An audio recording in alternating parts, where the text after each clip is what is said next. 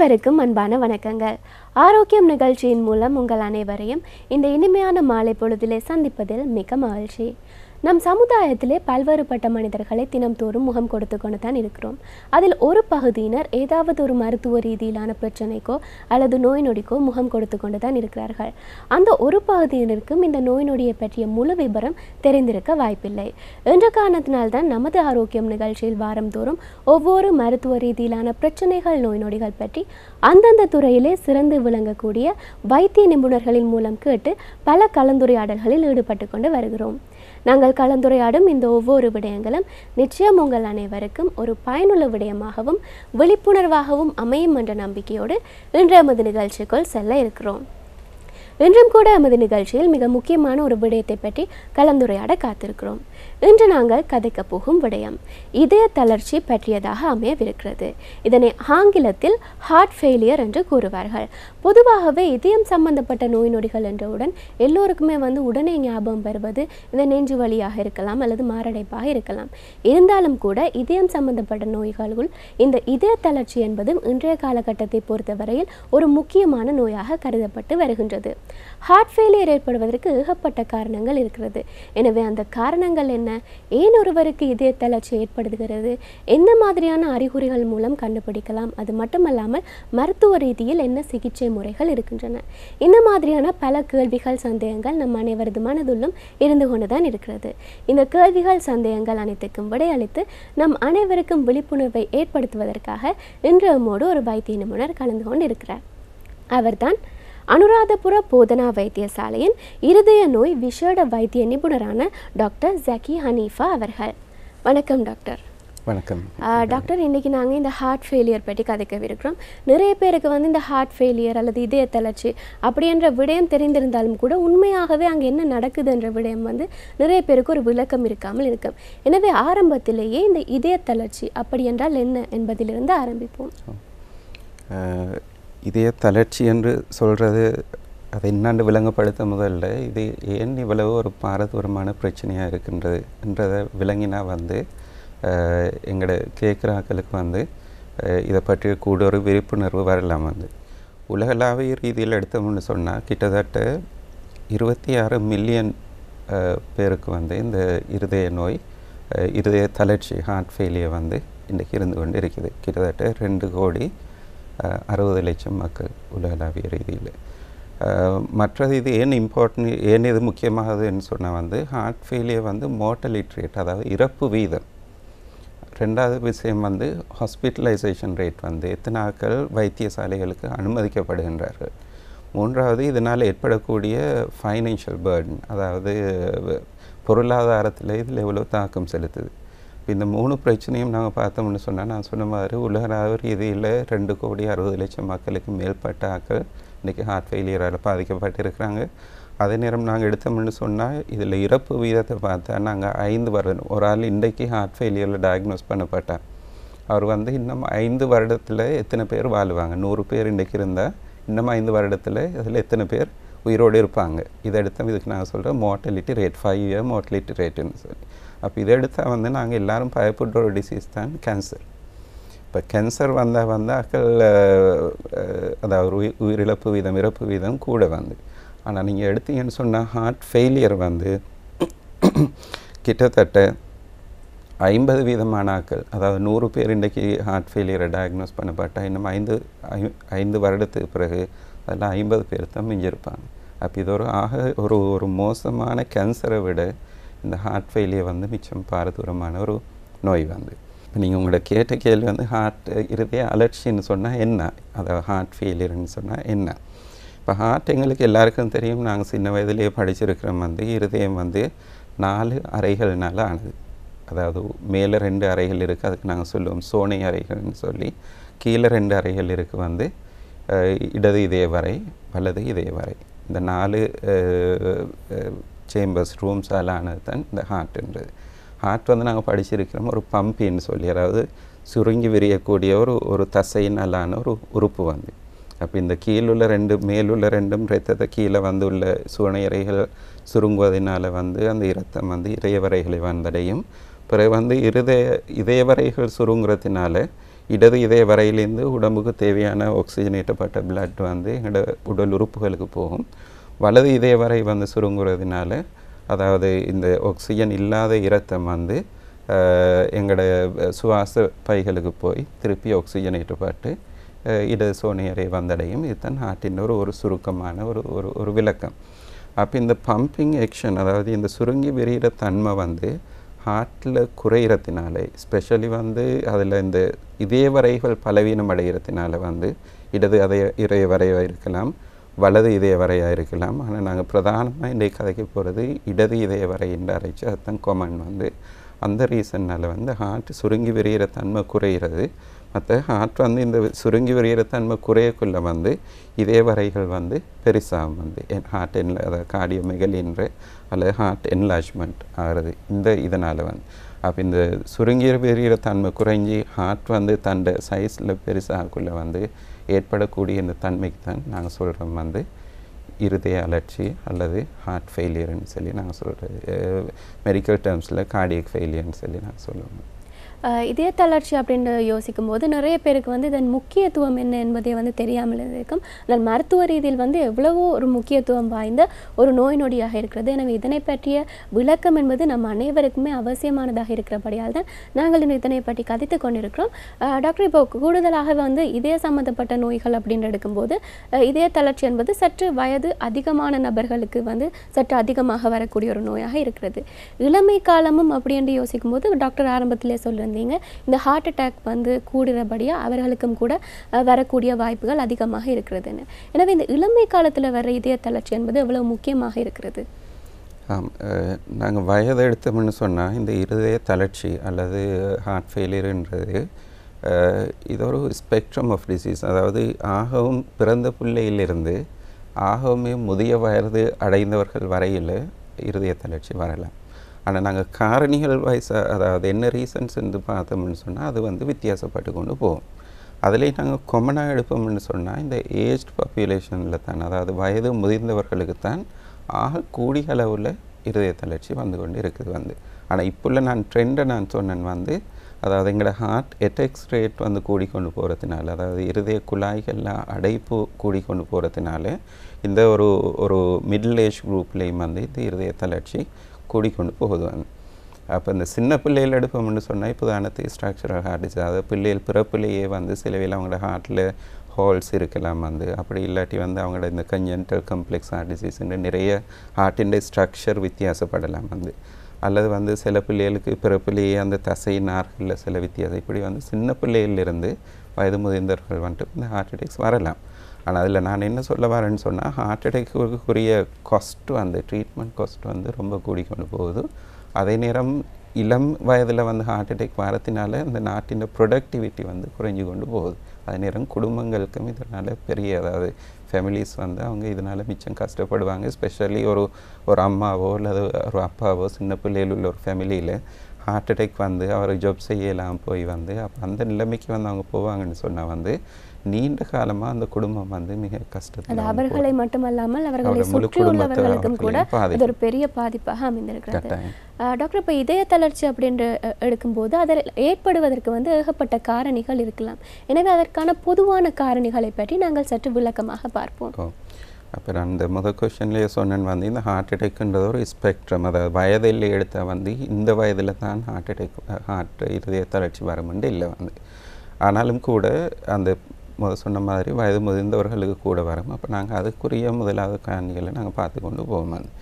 அதில் முதலாவது நான் நம்பர் 1 ரீசன் என்று சொல்கிறேன்னு சொன்னால் வந்து இருதய முடியுறு நாடிகள் அதாவது இருதயத்துக்கு குருதியை வழங்கக்கூடிய ஆக்சிஜன் நிரம்பிய அந்த குருதியை வழங்கக்கூடிய நாடிகள் நாங்கள் அதுக்கு சொல்லுவோம் முடியுறு நாடிகள் என்று சொல்லி. இருதயத்துக்கு பிரதானமாக வழங்கக்கூடிய முடியுறு நாடிகள் 3 இருக்குது வந்து. இடது பக்கத்தில் 2 நாடி இருக்குது, வலது பக்கத்தில் ஒரு நாடி இருக்குது. அப்போ இதில் வந்து ஏற்படக்கூடிய அடைப்பு தான் இன்றைக்கு வந்து இருதய தளர்ச்சி ஏற்படுவதற்கு ஒரு மிக முக்கிய காரணியாக அதாவது நம்பர் 1 கோஸ்ன்னு கூட சொல்லலாம் இதாக இருக்குது வந்து. அப்போ இதில் ஏற்படக்கூடிய இந்த அடைப்பு வந்து 2 விதமாக ஏற்படலாம் வந்து.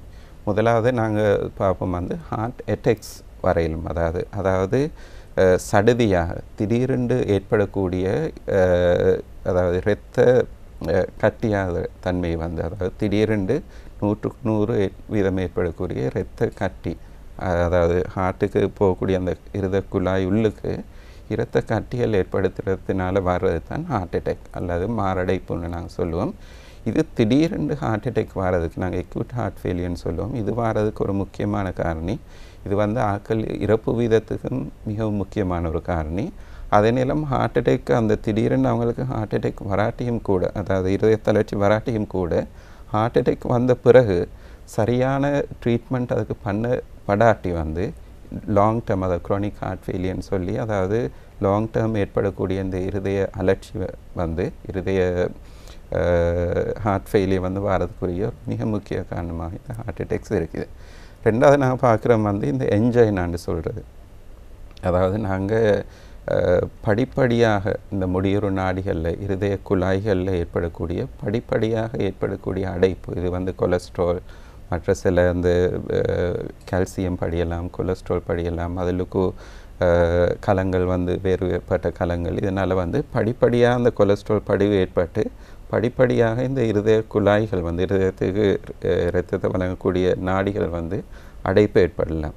அப்போ இதுக்கு வந்து நாங்கள் சொல்கிறது, இது லேட்டரான் வந்து என்ஜைனான்னு சொல்லி, அதாவது ஒரு மனுஷன் நடக்கக்குள்ளே அல்லது வந்து வேலைகள் செய்யக்குள்ளே வந்து இவங்களுக்கு நெஞ்சில் வந்து வலி அல்லது பாரம் தன்மை அல்லது அடைப்புகள் வந்து மாதிரி ஏற்படலாம்.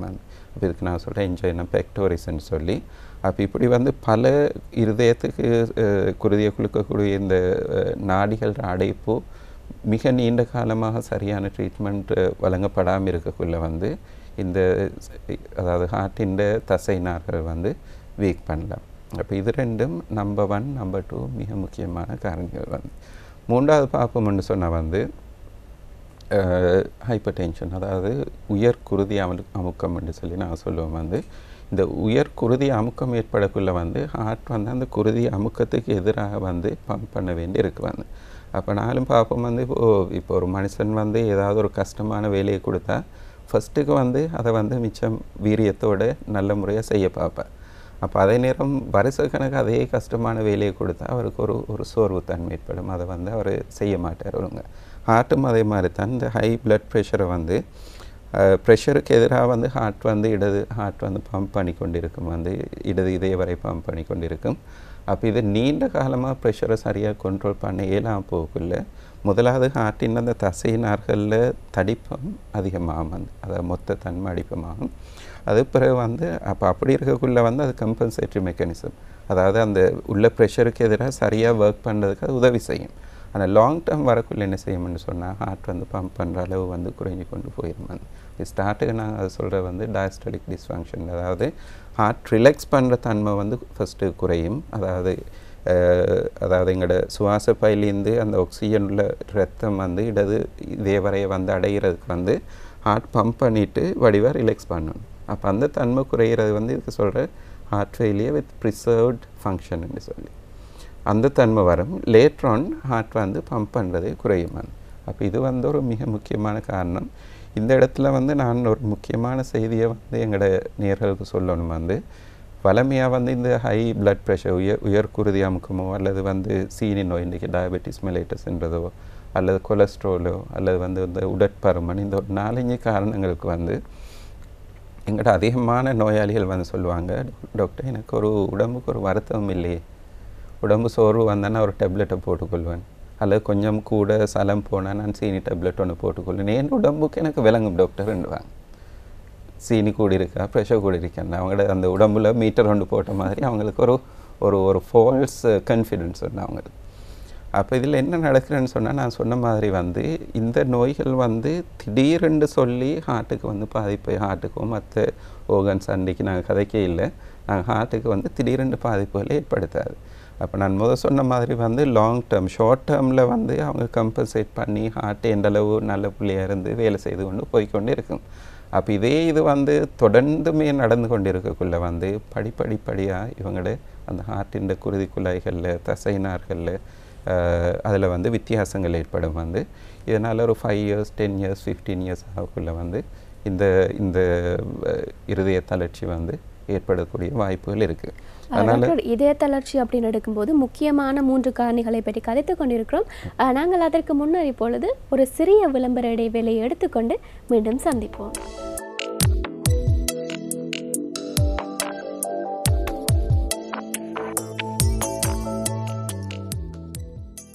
ஆரோக்கியம் நிகழ்ச்சியோடு இணைந்திருக்கிறீர்கள். இன்று நமது ஆரோக்கியம் நிகழ்ச்சியில் மிக முக்கியமான ஒரு விடயத்தை பற்றி தான் கதைத்து கொண்டு இருக்கிறோம்.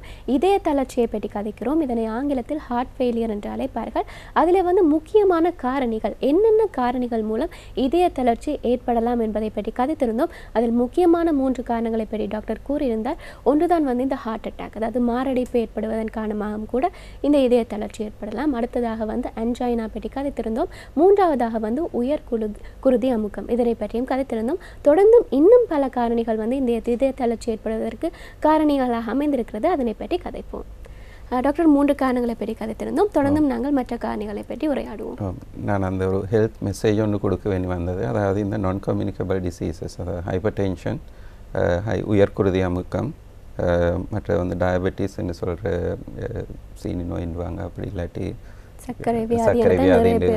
சர்க்கரை வியாதின்றது, மற்றது ஒபிசிட்டி, உடற்பருமன். இந்த 3 காரணங்களும் பிரதானமாக அதில் முற்பட்ட 5 வருடம் 10 வருட காலங்களில் பெரிய நோய் அறிகுறிகள் இல்லாமல் இருக்கும். ஆனால் அது உள்ளால் உங்களோட ஓர்கன்ஸ், உங்களோட உறுப்புகளை டேமேஜ் பண்ணி கொண்டு போகும். ஹார்ட்டு மட்டும் இல்லை, கிட்னியில் ப்ராப்ளம் வரலாம், கண்ணில் ப்ராப்ளம் வரலாம், ஸ்ட்ரோக் வரலாம், காலை வெட்டலாம், இப்படி நிறைய பிரச்சனைகள் இருக்குது. அதனால் ஒரு இம்பார்ட்டன்ட் ஹெல்த் மெசேஜ் இன்றைக்கி எங்களோட வாசகர்களுக்கு உங்களுக்கு இந்த உயர்குருதி அமுக்கம், சர்க்கரை வியாதி, உடற்பருமன் இது போன்ற இந்த நான் கம்யூனிகபிள் டிசீசஸ் இருந்தால் உங்களோட உடம்பை கொண்டு நீங்கள் உங்களுக்குள்ள வருத்தத்தை கொண்டு அளக்க வேணாம். நீங்கள் உங்களோட சரியான ஒரு டாக்டர்கிட்ட போய் ஆலோசனை எடுத்து லாங் டேர்ம் அதுக்குரிய மருந்துகளை பாவீங்க. நாங்கள் பேக் டு இந்த ரீசன்ஸ், இதுக்கு மேலே இருதய தளர்ச்சி வர்றதுக்கு காரணங்கள் ஏகப்பட்ட வேறு காரணங்கள் இருக்குது. அதில் இப்போ நாங்கள் ஆல்ரெடி டயபெட்டிக் ப்ரெஷரையும் சொல்லிட்டோம். அதுக்கு அடுத்தது நாங்கள் பார்ப்போம்னு சொன்னால் இந்த சிறு வயதில் ஏற்படக்கூடிய சில நோய்கள் இருக்குது. உதாரணத்துக்கு வெல்வில் ஹார்ட் டிசீஸ், அதாவது ஹார்ட்டின் எங்களுக்கு தெரியும் இந்த 4 சோனியரை இதே வரை மாதிரி ஹார்ட்டுக்கு 4 வேல்ஸ் இருக்குது, திறந்து மூடக்கூடிய வேல்ஸ் இருக்குது. இதில் ஏற்படக்கூடிய சுருக்கம் அல்லது இதில் ஏற்படக்கூடிய லீக்ஸ் இந்த 2 காரணங்களாலையும் இது லாங் டேர்ம் வரக்குள்ள ஹார்ட்டின் தளர்ச்சி ஏற்படலாம். அப்போ இந்த வேல்வ் லீக் ஆகிறதுக்கு அதுலேயும் வயதுகளை பொறுத்து வித்தியாசப்படும். வயது வந்தவர்களுக்கு இந்த வேரண்டே, அதாவது டீஜெனரேட்டிவ் டிசீஸ்ன்னு சொல்லுவோம். அவங்க 50 வருஷமோ 60 வருஷமோ அந்த வேல்வ் திறந்து மூடி சரியாக ஃபங்க்ஷன் பண்ணியிருக்கும். அது லேட்ரோன் அது சரியாக ஃபங்க்ஷன் பண்ண முடியும், நெரோவாகும் அல்லது லீக் ஆகக்கூடும். அப்போ இது வயது வந்தவர்களுக்கு அந்த அப்படி ஒன்று இருக்குது. அடுத்து வயதில் குறைந்தவர்களுக்கு சில வேளை அவங்களோட பிறப்பிலேயே சில பிரச்சனைகள் வரலாம். உதாரணத்துக்கு மைட்ரல் வேல்வுன்னு சொல்லி அந்த இருக்கூர் வேல்வுண்டு இடது பக்கம் இருக்குது. அதில் சில திறந்து மூடுற தன்மையில் பிறப்பிலேயே வித்தியாசம் வரலாம்.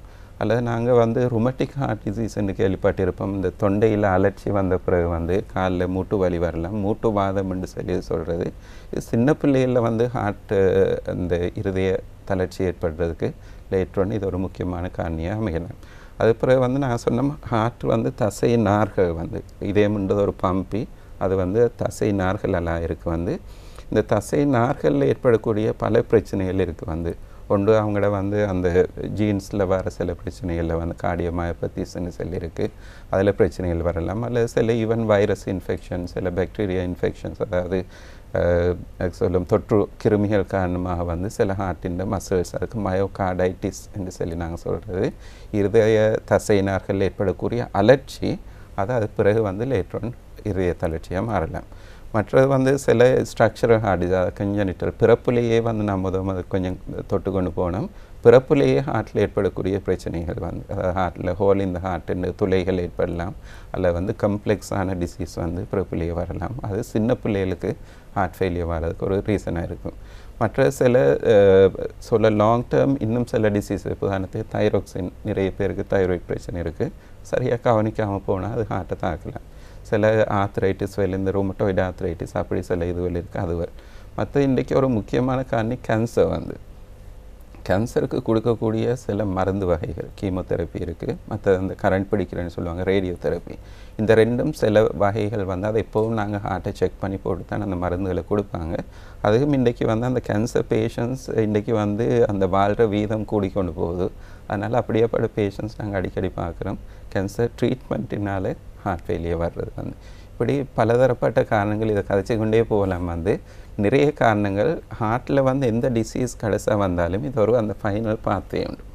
அதாவது வேலில் பிரச்சனையோ, ஹார்ட்டில் தசை நார்களில் பிரச்சனையோ, அல்லது ஹார்ட்டின் சுற்றி உள்ள அந்த அந்த பெரிகார்டியம் என்ற அதில் வர டிசீசஸோ, அப்படி அல்ல ஹார்ட்டின் முடியொரு நாடிகள் ஏற்பட எந்த பிரச்சனையும் லாங் டேர்ம் போகக்குள்ள வந்து கடைசாக வந்து ஹார்ட் ஃபெயிலியரில் வந்து முடியும். அதாவது ஒழுங்கான சிகிச்சை முறைகளை வந்து அவர்கள் எடுக்காமல் விட்டால் கடைசியாக வந்து இந்த இதய தளர்ச்சி ஏற்படக்கூடிய வாய்ப்பு வந்து அதிகமாக இருக்கும். அதாவது இதய தளர்ச்சி ஏற்படுத்தக்கூடிய காரணங்கள் அப்படின்னு சொல்லி நிறைய காரணங்களை பார்த்தோம். அடுத்ததாக டாக்டர், ஒரு இதய தளர்ச்சி ஒரு நபருக்கு இருந்தால் எந்த மாதிரியான அறிகுறிகள் மூலம் அதனை நாங்கள் கண்டுகொள்ளலாம்? இது ஒரு முக்கியமான கொஸ்டின். வந்து என்ன சொன்னால் இதை வச்சு தான் பேஷண்ட்ஸ் வந்து டாக்டர்கிட்ட போகிறதா இல்லையான்ற ஒரு முடிவு செய்யக்கூடிய ஒரு கொஸ்டின். வந்து இது வந்து ஒரு மிக முக்கியமான அறிகுறி நாங்கள் எடுத்தோம்னு சொன்னால் மூச்சு திணறல் வந்து, அதாவது ஷார்ட்னஸ் ஆஃப் பிரெத்துன்னு சொல்லி சொல்லுவோம். இந்த ஷார்ட்னஸ் ஆஃப் பிரெத்துன்றது வந்து அது அது ஏன் வந்து ஒரு ஒரு ஒரு பல வகைப்படும். வந்து முதலாவது வந்து ஷார்ட்னஸ் ஆஃப் பிரெத் வந்து எப்படி வரும்னு சொன்னால், ஒரு மனிதன் கூடுதலாக வேலை செய்யக்குள்ள அல்லது கூடுதலாக நடக்கக்குள்ள அல்லது ஒரு படியில் மேட்டில் ஏறக்குள்ள அவங்க வந்து மூச்சு திணறல் ஏற்படும். மூச்சு திணறல் எல்லாமே ஹார்ட் ஃபெயிலியர்னு சொல்லி எங்களுக்கு எடுக்க இயலாது. வந்து அதுக்கு இன்னும் பல காரணங்கள் இருக்குது மூச்சு தட்டலுக்கு. ஆனால் மூச்சு தட்டல் உள்ள ஒரு ஆளுக்கு வந்து அவங்க ஹார்ட் ஃபெயிலியர் இல்லைன்னு கன்ஃபார்ம் பண்ணுறது முக்கியமாக. அப்போ முதலாவது ஸ்டெப் வந்து அவங்க எக்ஸர்ட் பண்ணக்குள்ள, அதாவது அவங்க உடம்பை வருத்தி அவங்க ஏதாவது வேலை செய்யக்குள்ள வர மூச்சு திணறல். இது வந்து NIH அதில் கிளாசிஃபிகேஷன் எல்லாமே இருக்குது. அப்படி வந்து அது பிறகு வந்து அவங்க அந்த எக்ஸர்ட் பண்ணக்கூடிய அளவு வந்து படிப்படியாக குறைஞ்சி கொண்டு போகும். அதாவது வந்து 1 கிலோமீட்டர் வேகமாக நடக்கக்கூடிய ஒரு ஆள் இன்னும் 3 மாதத்துக்கு பிறகு 500 மீட்டர் தான் நடக்கக்கூடியவராக இருப்பார். அது பிறகு அது 250, 100 அப்படி படிப்படியாக குறைஞ்சி கொண்டு வரும். இப்படி ஒரு அறிகுறி இருக்குமென்னு சொன்னால் நீங்கள் கட்டாயம் உள்ள டாக்டரை சந்திங்கோ. ஹார்ட் ஃபெயிலியராக இருக்கலாம், அல்லது நுரையீரல் வேறு வேறு பிரச்சனைகளும் இருக்கக்கூடும். அது பிறகு வரக்கூடிய அறிகுறி தான் வந்து அது வந்து திருப்பி வந்து ஒரு சின்ன வேலை செய்யக்குள்ளேயே அவங்களுக்கு வந்து மூச்சு திணறல் ஏற்படும். எண்ட் ஆஃப் த டே கடைசாக வந்து ஆகக்குள்ள அவங்களுக்கு கதைக்கவும் இயலாத அளவுக்கு வந்து மூச்சு திணறல் ஏற்படும். அதை விடவும் தாண்டி போகக்குள்ள வந்து அவங்க படுக்க இயலாத அளவுக்கு மூச்சு திணறல் ஏற்படும். அதாவது இரவு எல்லாம் வந்து உட்கார்ந்துருப்பாங்க, அல்லது வந்து இதில் சாஞ்சி தலையை வச்சு வந்து தூங்கக்கூடிய நிலைமை ஏற்படும். அது சொல்கிற ஓத்தோப்னியான்னு சொல்லி சொல்லுவோம். வந்து அதை ஃப்ளட் ஆகக்குள்ளே வந்து அவங்களுக்கு மூச்சு திணறல் ஏற்படும். அதுலேயும் ஸ்டெப் வந்து கூட போச்சுன்னு சொன்னால், இவர் படுத்து கொண்டு இருக்கக்குள்ளேயே திடீரென்று மூச்சு எடுக்க இயலாமல், மூச்சு நிற்கிற அளவுக்கு வந்து மூச்சு எடுக்க இயலாமல் வியர்த்து போட்டு வந்து கண்ணாடியை ஜன்னலையெல்லாம் திறந்து வெளியில் ஃப்ரெஷ்ஷாக எடுக்கணும். அதுக்கு வந்து PNDன்னு சொல்லி சொல்லுவாங்க. அப்போ இது ஒரு ஸ்பெக்ட்ரம். வந்து ஸ்டார்ட் வந்து நிறைய நடக்கக்குள்ளே வர்றது, கடைசி நிலைமை அவங்களுக்கு தூங்கவே இல்லாத அளவுக்கு மூச்சு தட்டல் வரலாம். வந்து இது ஒரு மிக முக்கியமான நோய் அறிகுறி.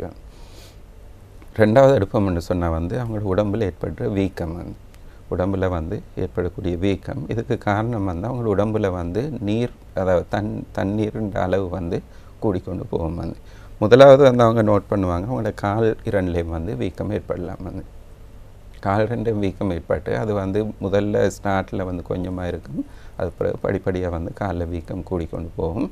அது பிறகு லேட்டர் வந்து அவங்களோட வயிற்றில் வந்து நீர் வைக்கலாம். வந்து வயிறு பெருசாகிற தன்மை ஏற்படும். சில வேளை அவங்களோட அந்த வித ஏரியாவில் அந்த ஏரியாவில் ஆண்களுக்கு வந்து அதில் நீர் வைக்கலாம். வந்து அது பிறகு முழு உடம்பும் வீங்கக்கூடிய தன்மைகள் வந்து ஏற்படலாம். வந்து இது வந்து ஒரு பிரதான நோய் அறிகுறி. மூன்றாவது வந்து டயர்ட்னஸ். வந்து வந்து நல்லா வேலை செய்து கொண்டு போய் இருக்க மனுஷன் ஹார்ட் அட்டாக் வந்தது வந்து கொஞ்ச நாள் போக வந்து அவர் சரியான டயர்ட் வந்து மூச்சு தட்டலோட உடம்பு முந்தி மாதிரி உடம்பு சோர்வும் அதிகம், அதாவது வேலை செய்யக்கூடிய தன்மை குறைஞ்சு கொண்டே போகிறது. வந்து அப்போ இப்படி நோய் அறிகுறி யாருக்கும் இருக்கும்னு சொன்னால் வந்து அதுவும் ஹார்ட் ஃபெயிலியராக இருக்கலாம். இது நான் சொல்கிறது இதெல்லாம் வந்து ஒரு அறிகுறியை வச்சு உங்களுக்கு உடனே ஹார்ட் ஃபெயிலியர்னு சொல்லி எங்களுக்கு சொல்ல இயலாது. இதெல்லாம் வந்து பல காரணங்களும் இருக்கக்கூடும், ஆனால் ஹார்ட் ஃபெயிலியருக்கும் இது வரலாம். மூன்றாவது அறிகுறி வந்து அவங்களுக்கு வந்து வேகமாக இருதய துடிப்பு ஏற்படக்கூடிய தன்மை. வந்து அதாவது பால்பிட்டேஷன்னு சொல்லி நாங்கள் சொல்லுவோம். சில பேர் சொல்லுவாங்க பட்டர்ஃப்ளை இந்த செஸ்ட்டுன்னு சொல்லி சொல்லுவாங்க. வந்து அதாவது இந்த வண்ணத்து பூச்சி உள்ளுக்கு ஓடுற மாதிரி இருக்கும். அதோட வந்து சில ஆட்களுக்கு வந்து தலை சுத்து மாதிரி தலை சுற்று அல்லது மயக்கம் வரலாம். அதாவது ஹார்ட் வந்து வேகமாக துடிக்கிறதுனால ஏற்படக்கூடிய இந்த பிரச்சனை வந்து அதே மீறி எடுப்போம்னு சொன்னால் வந்து சில ஆட்கள் வந்து அவங்க மயக்கம் போட்டு விழுந்துருவாங்க வந்து. இப்போ நான் அந்த கூறிய அந்த ஹார்ட் வேகமாக துடிக்கிறதுக்குரிய அந்த காரணம் வந்து அது சில ஆட்களுக்கு மெலிக்னண்ட்டாக மாறும். அதாவது VTVFன்னு சொல்கிறது இருதயம் மிக வேகமாக துடிக்கும். அதனால் ஹார்ட்லேருந்து ரத்தம் வெளியில் போகாத தன்மை ஏற்படும். அதனால் அவங்க மயக்கம் போட்டு விழுவாங்க. இது ஹார்ட் ஃபெயிலியர் பேஷண்ட்ஸ் இறக்குறதுக்கு ஒரு முக்கியமான காரணி அதாக இருக்குது வந்து. அப்போ இப்படி எடுத்தால் வந்து நாங்கள் இது அந்த வலது இடது ஹார்ட்டுன்னு நாங்கள் 2 கதைச்சோம். அதில் இந்த ஷார்ட்னஸ் ஆஃப் பிரெத்துன்னு வர, அதாவது மூச்சு திணறல் வந்து இடது ஹார்ட்டுக்குரிய பிரதான நோய் அறிகுறியாக இருக்கும். அந்த இடது ஹார்ட் பிரச்சனை லாங் டேர்ம் போகக்குள்ள வலது ஹார்ட் எப்படியுமே இது வந்து அந்த ஹஸ்பண்டும் ஒய்ஃபும் மாதிரி தான் 2 பேரும் வந்து ஒண்டாகி எங்கணும் வந்து ஒரு ஆள் ஃபெயிலியர் ஆகினா கொஞ்ச நாள் போக மற்ற ஆள் எப்படியும் ஃபெயிலியர் ஆகிடுவாங்க. அப்போ அதனால் வந்து அது அந்த வலது ஹார்ட் ஃபெயிலியர் ஆகக்குள்ள தான் இந்த உடம்புல வீக்கத்தன்மை, டயர்டான தன்மை இதெல்லாம் ஏற்படக்கூடிய வாய்ப்புகள் அதிகமாக இருக்கின்றது. அடுத்தது இப்போ ஒருவருக்கு வந்து இதய தளர்ச்சி ஏற்பட்டு விட்டால் எந்த மாதிரியான பரிசோதனை மூலம் நீங்கள் அதனை கண்டுபிடிப்பீர்கள்? இருதய தளர்ச்சியை கண்டுபிடிக்கிற டயக்னோஸ் பண்ணுறதுக்கு டெஸ்டிங் இருக்குது. என்ன காரணங்கள்னு கண்டுபிடிக்கிறதுக்கு டெஸ்டிங்ஸ் இருக்குது வந்து. டயக்னோஸ் பண்ணுறதுக்கு வந்து நாங்கள் பேசிக்கான டெஸ்ட் உதாரணத்துக்கு ECG எடுக்கலாம். இப்போ அதில் ஹார்ட் அட்டாக்ஸ் வந்திருக்கான்னு கண்டுபிடிக்கலாம். அல்லது ஹார்ட்டில் எதுவும் ப்ராப்ளம். மற்றது வந்து நெஞ்ச எக்ஸ்ரே படம் பிடிப்போம் எல்லாம் பார்த்துருப்பீங்க. அப்போ அதில் வந்து இப்போ ஹார்ட் நான் சொன்னேன் பெருசாக இருக்கும், அந்த என்லார்ஜாக இருக்கும், மற்ற சில அறிகுறிகள் அதில் பார்க்கலாம்.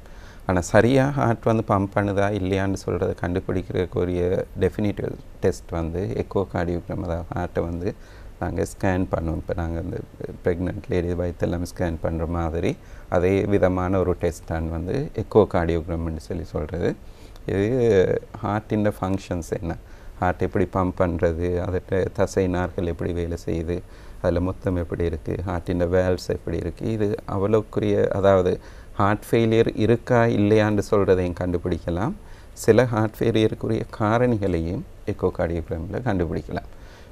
மற்ற சில பிளட் டெஸ்ட்டு, இப்போ உதாரணத்துக்கு BNP டெஸ்ட்டுன்னு இருக்கு வந்து. இப்போ இது சில நாட்டுகளில் வந்து அது பண்ணி கொண்டு இருப்பாங்க. ஆனால் இலங்கையை பொறுத்து நாங்கள் பிரதானமாக யூட்டிலைஸ் பண்ணுறது வந்து எக்கோ கார்டியோகிராம் தான். அப்போ இதில் வந்து ஹார்ட் ஃபெயிலியர் இருக்குதா இல்லையா அதுக்குரிய சில காரணங்கள் இதில் முழுக்க கண்டுபிடிக்கலாம். என்ன காரணம்னு கண்டுபிடிக்கிறதுக்கு நாங்கள் முதல் சொன்ன மாதிரி கொலஸ்ட்ரால் லெவல் பார்க்க வேணும், ப்ரெஷரை செக் பண்ண வேணும், அவங்களோட பருமனை செக் பண்ண வேணும், சுகர் லெவலை செக் பண்ண வேணும், கிட்னி ஃபங்க்ஷன் செக் பண்ண வேணும். இப்படி பலவிதமான டெஸ்ட்டுகள் செய்யலாம். ஹார்ட் ஃபெயிலியர் வந்த பிறகு அதில் காம்ப்ளிகேஷன் இருக்கான்னு பார்க்குறதுக்கு லிவர் டெஸ்ட்டுகள், ECG அந்த மாதிரி பல டெஸ்ட்டுகள் பண்ணலாம். இப்போ ஹார்ட் ஃபெயிலியர் எப்படி டயக்னோஸ் பண்ணுறேன்னு நேரடியாக கேட்டால் வந்து பிரதான டெஸ்ட் வந்து எக்கோ டெஸ்ட் வந்து அதில் டயக்னோஸ் பண்ணலாம். ஒருவருக்கு இதய தளர்ச்சி ஏற்பட்டு விட்டால் மருத்துவ சிகிச்சை முறைகள் அப்படின்ட்டு வரும்போது மாத்திரைகள் மூலமாக குணப்படுத்த முடியுமா டாக்டர்? அதாவது இதில் மாத்திரைகள் மூலம் குணப்படுத்தலாமா அப்படின்னு கேட்டால் வந்து இது எஸ்ன்னு ஆன்சர் வந்து. இது என்ன காரணம்ன்றது மிக முக்கியமானது. உதாரணத்துக்கு ப்ரெஷரினால் ஏர்லி ஹார்ட் ஃபெயிலியரை நாங்கள் கண்டுபிடிக்கிறோம், ஏர்லி ஸ்டேஜில் ஹார்ட் ஃபெயிலியர் கண்டுபிடிக்கிறோம். அப்படியேப்பட்ட ஒரு ஆளுக்கு ப்ரெஷரை சரியாக கண்ட்ரோல் பண்ணி சில டேப்லெட்ஸை கொடுத்தா வந்து அட்லீஸ்ட் அந்த ஹார்ட் வந்து திருப்பி அதை விட வேர்ஸ்ட் ஆகிறத வந்து நாங்கள் பாதுகாத்து கொண்டு போகலாம், சில வேலை இம்ப்ரூவ் ஆகும். அதே மாதிரி இப்போ உதாரணத்துக்கு ஹார்ட் அட்டாக்கோ அல்லது வந்து நாங்கள் முதல் சொன்ன கொரோனரி ஹார்ட் டிசீஸ் முடியொரு நாடிகளில் பிரச்சனைன்னு சொன்னால் அப்போ அவங்களுக்கு சில டேப்லெட்ஸ் கொடுக்கலாம். அதோட மேலதிக பரிசோதனைகள் செஞ்சு அதில் உள்ள அடைப்புகளுக்கு சில இதுகள் செய்ய வேண்டிய நிலைமை ஏற்படலாம். வேறு சில வேல்வில் ஹார்ட் டிசீஸ் இருக்குது வந்து அப்போ அதுகளுக்கு வந்து சில ட்ரீட்மெண்ட் கொடுக்கலாம். ஆனால் ஹார்ட் ஃபெயிலியர் அண்ட் மெடிசின்னு சொல்லி எடுத்தால் வந்து டேப்லெட்ஸ்ன்னு எடுத்தால் பிரதானமாக வந்து ஹார்ட் ஃபெயிலியர் டேப்லெட்ஸ் வந்து ஒன்று காரணிகளை ட்ரீட் பண்ணக்கூடிய டேப்லெட்ஸ் கொடுக்கலாம். ரெண்டாவது ஹார்ட் ஃபெயிலியருக்குரிய நோய் அறிகுறிகளை குறைக்கக்கூடிய டேப்லெட் கொடுக்கலாம். உதாரணத்துக்கு எல்லாருக்கும் தெரியும் இந்த லெசிக்ஸ்ன்னு போடுவாங்க. அது போட்டால் கூட வந்து யூரின் போகும், அந்த உடலில் உள்ள அந்த தன்மை குறையும். அப்போ அப்படி அந்த நோய் அறிகுறிகளை குறைக்கிறதுக்கு டேப்லெட்ஸ் இருக்குது, காரணிகளுக்குரிய டேப்லெட் இருக்குது. மற்ற ஹார்ட் ஃபெயிலியர் வந்து வேர்ஸ்ட் ஆகிறத தவிர்க்கக்கூடிய சில டேப்லெட்ஸ் இருக்குது. உதாரணத்துக்கு இன்றைக்கி அவன் ஹார்ட் வந்து 30% ஒர்க் பண்ணுதுன்னா அதுலேருந்து குறையாமல் இருக்கிறதுக்கு சில டேப்லெட்ஸ் வந்து எங்களுக்கு கொடுக்கலாம். அப்படி இருக்குது வந்து மற்றவங்களோட இறப்பு வீதத்தை குறைக்கிறதுக்குரிய டேப்லெட்ஸ் இருக்குது. ஆனால் அதெல்லாம் வந்து ஹார்ட் ஃபெயிலியரான ஹார்ட்டு 30% உள்ள ஹார்ட்டு டெப்லெட்டால் மட்டும் திருப்பி நாங்கள் வளமையாக ஹார்ட் ஃபெயிலியர்னு சொன்னால் அது விளங்கணும் 100% ஒருத்தருக்கும் ஹார்ட் வேலை செய்கிறதில்லை. நார்மல் ஹார்ட் ஒர்க் வந்து 55 to 60%. அப்போ 30 உள்ளதை வந்து 55-60 வந்து டெப்லெட்டால் மட்டும் கொண்டு வர்றது மிக அரிதுவான். அப்போ நான் சொன்ன மாதிரி காரணிகளை ட்ரீட் பண்ணலாம், என்னென்ன நோய் அறிகுறிகள் என்ற அந்த நோய் அறிகுறிகளை குறைக்கிறதுக்கு வந்து ட்ரீட் பண்ணலாம். மற்றது அவங்களோட அதாவது அவங்களோட அந்த இறக்கிற வீதத்தை குறைக்கிறதுக்குரிய ட்ரீட்மெண்ட் வந்து கொடுக்கலாம். வந்து ஹார்ட் ஃபெயிலியர் வந்து இன்னும் வேர்ஸ்ட் ஆகிறத தவிர்க்கிறதுக்குரிய டேப்லெட்ஸ் கொடுக்கலாம். இதே தளர்ச்சி அப்படி என்றால் டாக்டர் குணப்படுத்துவதற்கு வந்து சத்திர சிகிச்சைகளும் கூட உதவி புரியுமா? இது ஒரு மிக முக்கியமான கேள்வி. இன்றைக்கி மெடிசின் ரொம்பவும் வளர்ந்துட்டு வந்து ஆகவும் கூட மெடிசின் வளர்ந்துட்டு வந்து நிறைய சத்திர சிகிச்சை முறைகள் வந்து ஹார்ட் ஃபெயிலியருக்கு இன்றைக்கி இருக்குது வந்து. அது பிரதானமாக வந்து நான் சொன்ன மாதிரி காரணிகளை வந்து அடிப்படையாக கொண்டது வந்து. உதாரணத்தை நான் முதவே டச் பண்ணன் வந்து ஒரு மிக முக்கியமான அல்லது நம்பர் 1 ரீசன் வந்து முடியுறு நாடிகள் ஏற்படக்கூடிய அடைப்பு அல்லது ஹார்ட் அட்டாக்ஸ் வந்து. அப்போ இன்றைக்கு ஹார்ட் அட்டாக் எடுப்போம்னு சொன்னால் அதில் வந்து கோல்ட் ஸ்டாண்டர்ட் ட்ரீட்மெண்ட். ஒரு நபருக்கு ஹார்ட் அட்டாக் வந்தால் அவர் வைத்திய உதவி உடனே நாடினார்னு சொன்னால் வித்தின் 12 to 48 hours கோல்ட் ஸ்டாண்டர்டுன்னு நாங்கள் சொல்லுவோம். அதாவது இதுதான் இன்றைக்குரிய பெஸ்ட் ட்ரீட்மெண்ட்டுன்னு சொன்னால் நாங்கள் உடனே என்ஜியோகிராம் பண்ணி ஹார்ட்டுக்கு அந்த டை டெஸ்ட்டை பண்ணி அது நேரடியாக வந்து அந்த அடைப்பு எங்கே இருக்குது அதை பார்த்து அந்த குருதி அந்த கிளாட்டை அந்த அந்த இரத்த கட்டியை வந்து பலூன்ஸால் அதை க்ரஷ் பண்ணி போட்டு ஸ்டென்ட்டை வைக்கலாம். அப்போ இப்படி ஒரு நபருக்கு இது எந்தளவு ஏர்லியாக நடக்கும்னு சொன்னால் அப்போ அவருக்குரிய அந்த ட்ரீட்மெண்ட் என்ன ஆயிடுச்சு வந்து. அப்போ அவருக்கு ஹார்ட் ஃபெயிலியர் வரதுக்குரிய ரேட் வந்து ரொம்ப ரொம்ப குறைவு. இது ஒரு இன்றைக்கி நான் சொல்கிறது மினிமல் இன்வேசிவ் சர்ஜரி.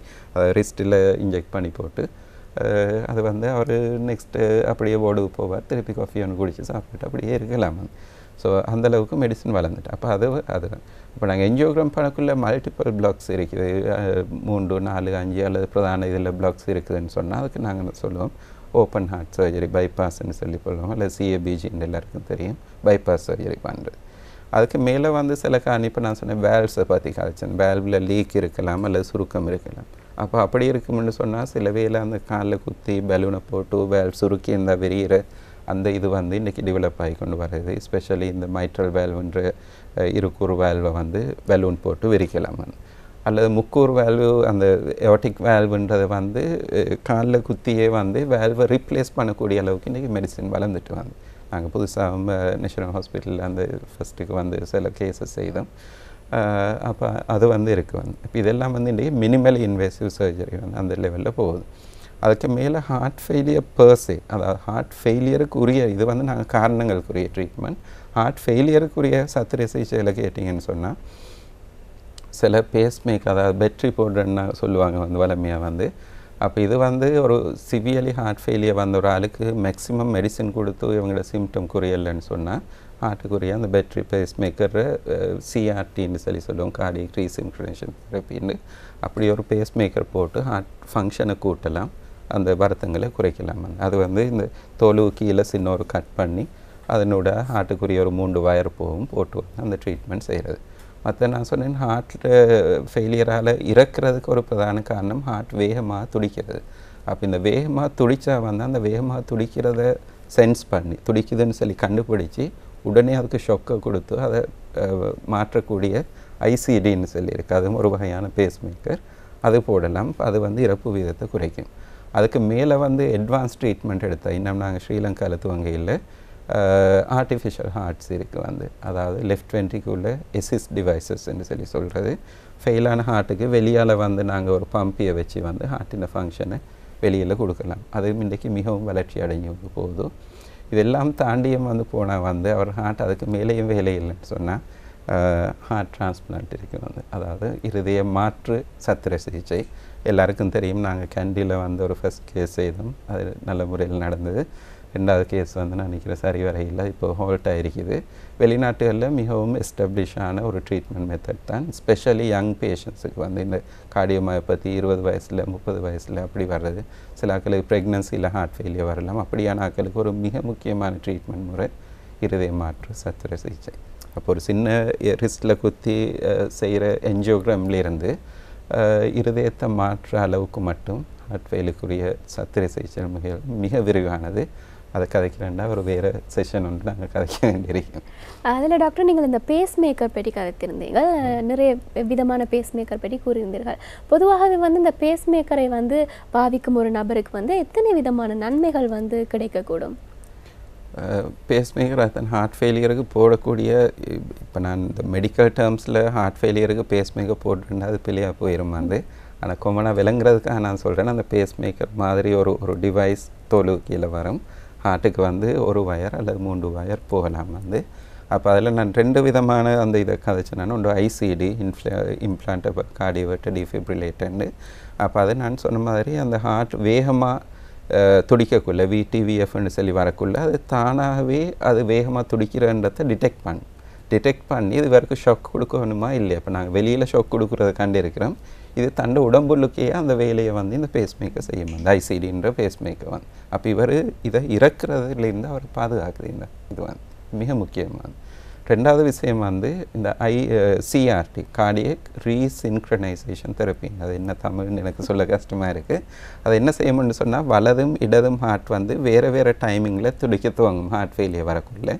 அது 2யும் ஒரே டைமில் சுருங்கி விரிகிற தன்மையை இது உருவாக்கும் இந்த வகையான பேஸ் மேக்கர் வந்து.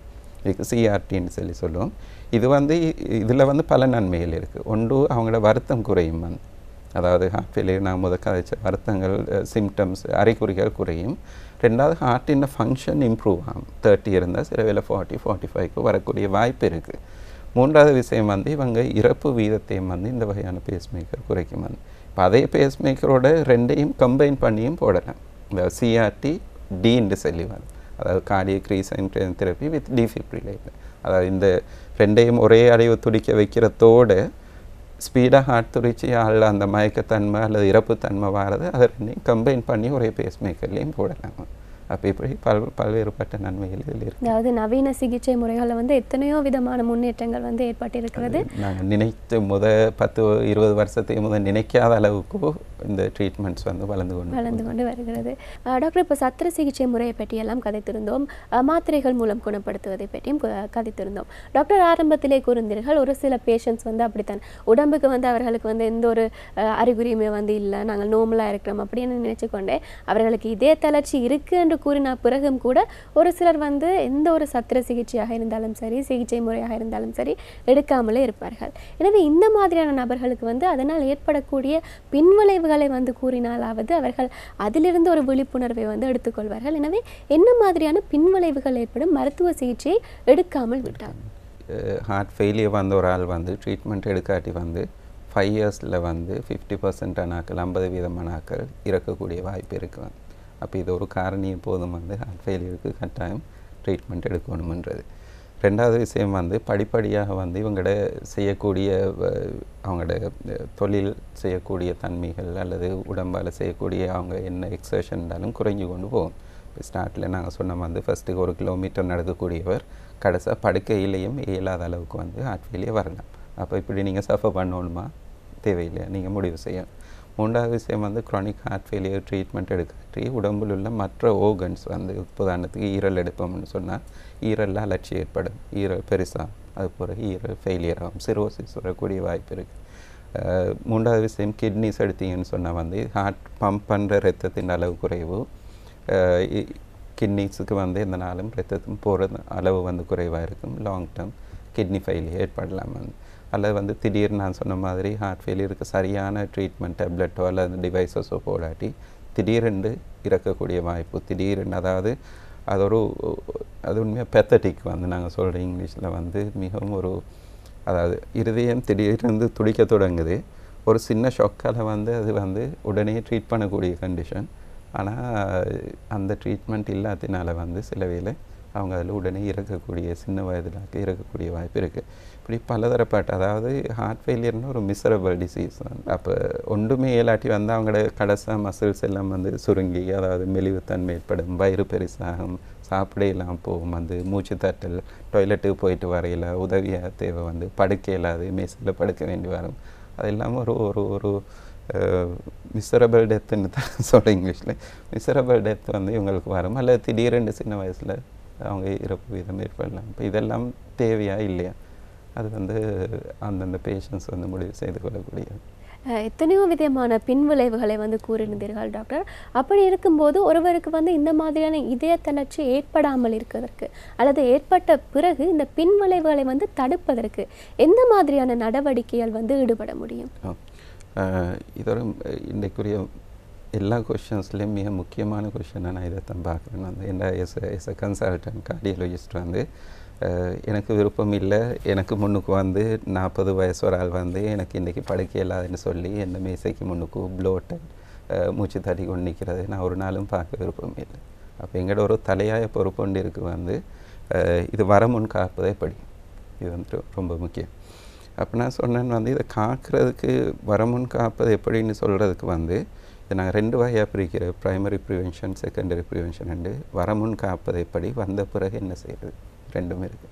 வரமுன் காப்பதுக்கு வந்து என்ன காரணங்கள்னு நான் முதவே சொல்லியிருக்கிறேன். வந்து நீங்கள் வந்து உங்களுக்கு ஹார்ட் ஃபெயிலியர் ஏற்படக்கூடிய ரிஸ்க் உள்ள ஒரு நஃபர்ன்னு சொன்னேன். உதாரணத்தை நான் சொன்னேன், உங்களுக்கு ப்ரெஷர் இருக்குதா, கொலஸ்ட்ரால் இருக்குதா, சுகர் இருக்குதா, உடற்பருமன் இருக்குதா, நீங்கள் ஆல்கஹால் பாவிக்கிறீங்களா, ஸ்மோக் பண்ணுறீங்களா, ஸ்ட்ரெஸ்ஃபுல்லான லைஃப்பை கொண்டு போகிறீங்களா, இந்த உங்களோட உணவு முறைகள் எப்படி இருக்குது, இந்த முறைகளை வந்து நீங்கள் கட்டாயம் உங்களோட உடம்புக்கு வருத்தம் இருந்தோ இல்லையோ அதுக்குரிய கண்ட்ரோலை வந்து ஒவ்வொரு பேஷண்ட்டும் இது நீங்கள் அதுக்குரிய ட்ரீட்மெண்ட்டை சரியாக எடுங்க. இது வந்து ஹார்ட் ஃபெயிலியர் வாரத்தை வந்து 50% இந்த முறைகளால் குறைக்கலாம். வந்து மற்ற வந்து ரெகுலராக எக்ஸசைஸ் வந்து இது வந்து ஒன்று உடற்பருமனையும் குறைக்கும், மற்ற ஹார்ட் வந்து நல்லா ஆகிறதுக்கு உதவி செய்யணும். அப்போ நான் சொல்கிறேன், இந்த ட்ரீட்மெண்ட் ஒன்று ஸ்மோக் பண்ண வேணாம், ஆல்கஹால் பாவிக்க வேணாம், உங்களோட உணவு பழக்க வழக்கங்களை சரி பண்ணுங்க, எக்ஸசைஸ் ரெகுலரி எடுங்க, ஸ்ட்ரெஸ்ஸான லைஃப் ஸ்டைலை வந்து இந்த அளவு வந்து குறைச்சிக்கொள்ளுங்க. இது வந்து ஒரு அந்த ப்ரிவென்ஷன். அப்போ இந்த நோய்கள் அறிகுறி இல்லாட்டி, நான் 4வது முறை இந்த நிகழ்ச்சியில் சொல்கிறேன், அறிகுறி இல்லாட்டியும் கூட இந்த நோய்களை வந்து கவனம் செலுத்தும் முக்கியம். 2வது விஷயம் வந்து நான் சொன்னேன், இந்த யங் ஏஜில் வந்து இப்போ உதாரணத்துக்கு ருமட்டிக் ஃபீவர் வர்றது, அதாவது மூட்டுவாதம்னு சொல்லுவோம். சின்ன பிள்ளைகளுக்கு தொண்டை நோவு வந்து காலில் வீக்கம் வந்து ஹார்ட்டை தாக்கக்கூடிய தன்மை. அப்போ சின்ன பிள்ளைகளில் உடம்பில் தொண்டையில் அலர்ச்சி வரும்னா டொன்சிலைட்டிஸ்ன்னு சொல்லுவோம். கட்டாயம் அதுக்குரிய ட்ரீட்மெண்ட் எடுங்க. அது லேட்டரோன்னு அந்த பிள்ளைகளுக்கு ஹார்ட் ஃபெயிலியர் வரலாம். மற்றவங்களுக்கு ஏதாவது ஒரு அறிகுறி விளங்குது. உதாரணத்துக்கு நான் ஒரு விஷயம் சொல்ல மறந்துட்டேன், ப்ரெக்னன்சியும் ஒரு காரணம் ஹார்ட் ஃபெயிலியர் வர்றதுக்கு. அன்ஃபார்ச்சுனேட்லி அதுக்கு நான் சொல்ல வந்து இந்த பெரிபாட்டம் கார்டியோமயோபத்தின்னு சொல்லி உங்களோட ப்ரெக்னன்சியில் மிக ஒரு கூடுதலான டயர்ட், ப்ரெக்னன்சிக்கு எதிர்பார்த்ததை விட கூடுதலான டயர்ட் அல்லது இந்த மூச்சு திணறல் அல்லது ஆகக்கூட வீக்கம், ப்ரெக்னன்சியில் வீக்கம், இதெல்லாம் வரலாம்.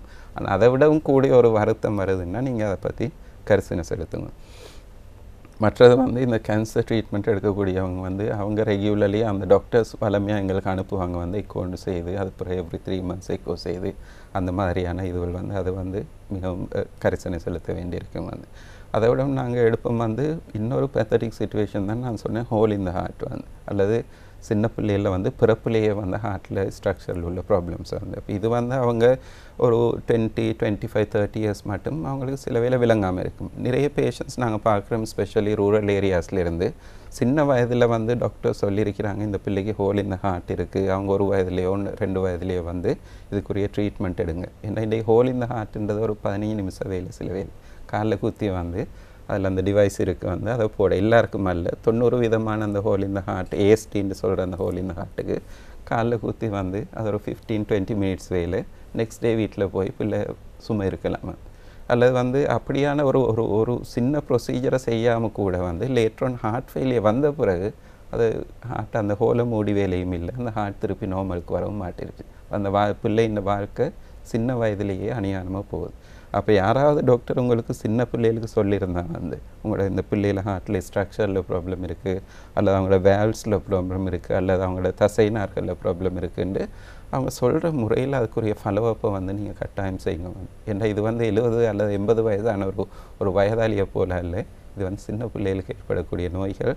அதனால் 25-30 வயசில் அந்த பிள்ளையை நீங்கள் மிசரபிளாக பார்க்க வந்து கூடிய அதாவது அம்மா அப்பா வந்து அவங்களோட பிள்ளையை பார்ப்பாங்க ஹார்ட் ஃபெயிலியரோடு, அம்மா அப்பா நல்லா இருப்பாங்க. அப்படி ஒரு நிலைமை உங்களுக்கு வரக்கூடாதையாக இருக்கும். அப்போ அதனால் அந்த கன்ஜெனிட்டல் ஹார்ட் டிசீஸ்ன்றதை வந்து நீங்கள் கரிசனை செலுத்துங்க. மற்றது உங்களோட ஃபேமிலிஸில் வந்து ஹார்ட் ஃபெயிலியர் இருக்குமென்னு சொன்னால், ஸ்பெஷலி யங் ஏஜில் ஹார்ட் ஃபெயிலியர் இருக்குமென்னு சொன்னால் அதுக்கு நாங்கள் சொல்லுவோம் வந்து நீங்கள் போய் அதாவது ஸ்க்ரீனிங் ப்ரோக்ராம்ஸ் இருக்குது. உதாரணத்துக்கு ஒரு ஃபேமிலியில் ஒரு 25 இயர்ஸில் வந்து ஒரு ஹார்ட் ஃபெயிலியர் பேஷண்ட் வர்றேன்னு சொன்னால் அந்த ஃபேமிலியை வந்து நாங்கள் எல்லாரையும் வந்து என்ன காரணம்னு சொல்லி அவங்களே ஸ்க்ரீன் பண்ணுவோம். அப்போ அதுக்கு ஏதாவது அட்வைஸ் பண்ணால் வந்து அதை வந்து நீங்கள் எடுத்துக்கொள்ளுங்க. மூன்றாவது எகெயின் நான் ப்ரெக்னன்சியை நான் சொல்கிறேன் வந்து ப்ரெக்னன்சியில் இந்த பெருப்பாட்டம் கார்டியோமயோபதின்னு சொல்லி வந்தால் வளமையாக வந்து நாங்கள் விஓஜிஸ் வந்து செல்வாங்க. அப்படி எல்லாத்தையும் பண்ணி பெர்மனெண்ட்டாக அவங்கள திருப்பி கருத்தரிக்காமல் இருக்கிறதுக்கு பண்ணுறது வந்து. அப்போ இதை எங்களோட சமூகத்தில் வந்து சில வேளை வந்து சொல்லுவாங்க வந்து இது விஓஜிமார் வந்து திட்டமிட்டு செய்கிற ஒரு பிளான் இருக்குது வந்து அவங்க வந்து திருப்பி பிள்ளை. ஆனால் இந்த அம்மாவுக்கு வந்து திருப்பி அதாவது ஒரு ப்ரெக்னன்சியில் அவங்களுக்கு ஹார்ட் ஃபெயிலியர் அந்த ஃபீச்சர் வந்துன்னு சொன்னால் ரெண்டாவது ப்ரெக்னன்சியில் மோர் தென் 50 to 60% சான்ஸ் இருக்குது அந்த ஹார்ட் ஃபெயிலியர் வேர்ஸ் ஆகி அந்த அம்மா இறக்குறதுக்கு வந்து. அப்போ அதுக்காக வேண்டித்தான் எல்லாத்தையும் பண்ண சொல்கிறது. அப்போ அதை வந்து மிகவும் அந்த அதாவது அட்லீஸ்ட் எல்லாத்தையும் பண்ணது இல்லையா அவங்க ஒரு ஃபேமிலி பிளானிங் திருப்பி அவங்க எக்கோ பண்ணி அவங்க நார்மலாக வருது அந்த விஷயங்கள்ட்ட கரிசனை செலுத்துங்க. அப்போ மெயினாக அந்த என்ன காரணம்ன்றதை பொறுத்து தான் ஹார்ட் அட்டாக்ஸை வந்து ப்ரைமரி ப்ரிவென்ஷன் பண்ணுறது.